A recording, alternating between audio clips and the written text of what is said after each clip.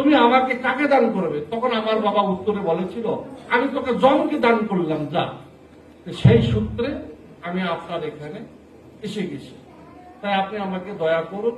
তখন যমরাজ বলছে, তুমি ধন্য, তুমি ধন্য, তুমি ধন্য, তোমার মানব জীবন ধন্য।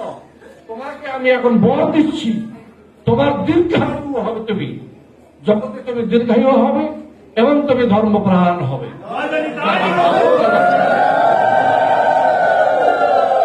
সেই নচিকেতা তখন যমরাজকে কয়েকটা প্রশ্ন করলেন, 6টি কি 7টি প্রশ্ন করেছিলেন। তার মধ্যে প্রথম প্রশ্ন হলো কি, আপনার এখানে সশরীরে কে আসতে পেরেছিল? বলছে, আমার এখানে একমাত্র নারদ মুনি আসতে পেরেছিল, আর দ্বিতীয় কেউ সশরীরে এখানে আসতে পারবে না। হ্যাঁ, কোন মানুষ এখানে সশরীরে আসতে পারবে না, এই কথা বলেছিল। তুমি সাধারণ মানুষ হয়ে তুমি যেখানে, তুমি মহাভাগ্যবান, তুমি মহাভাগ্যবান, তুমি যশস্বালী হবে, তুমি ধর্মপ্রাণ হবে, হ্যাঁ, তুমি মহৎ হবে, এইগুলো তাকে বর দান করলো। বাবা তুমি এখন আসো। তখন ওনার স্ত্রীকে ডাকলেন, হাগো, আগে এই ছেলেটাকে আগে তুমি সেবার ব্যবস্থা করে দাও, তার স্নানের ব্যবস্থা করে দাও। তুমি এতদিন থেকে তুমি কেন এর সেবা শুশ্রূষা করো নাই? এর অপরাধের ফলে তোমাকে নরক গমন হতে হবে। যমরাজের স্ত্রীকে যমরাজ বললেন, তুমি যে সেবা করো নাই এতদিন, এই ভক্তের যে সেবা করো নাই, তাকে যে কষ্ট করে রেখে দিয়েছো, হ্যাঁ, কষ্টের মধ্যে তাকে রেখে দিয়েছো, এই অপরাধের কারণে তোমাকে নরকে গমন করতে হবে। দেখেছেন?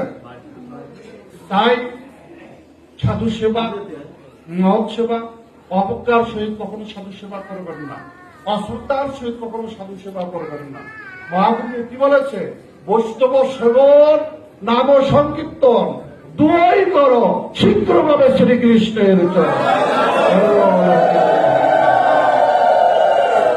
আজকে একাদশী তিথি, এই একাদশী তিথিতে আপনারা সবাই যে সাধু সঙ্গ করলেন, এটা আপনাদের পূর্বজন্মের স্বীকৃতির ফল, এটা আপনাদের পূর্বজন্মের স্বীকৃতির ফল। আজকে একাদশীতে হরিনাম সংকীর্তন করলেন, হরিনাম সংকীর্তন শ্রবণ করলেন। সাধু বদনে হরিনাম শ্রবণ, অসাধুর বদনে হরিনাম শ্রবণ করে কোনো লাভ নাই, সাধু বদনে হরিনাম শ্রবণ করতে হয়। তাই বিধান, তুমি একটু আমাদের সবাইকে তুমি বলো, মহাদেবপুরে 3.5 জন নাকি সাধু, মহাদেবপুরে 3.5 জন সাধু, বুঝছে?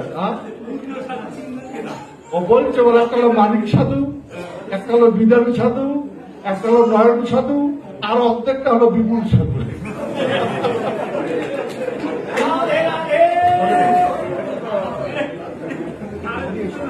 এখন বিধান, তুমি একটু নাম সংকীর্তন করে শ্রবণ করে তুমি হরি হরায় ধরো, দাও।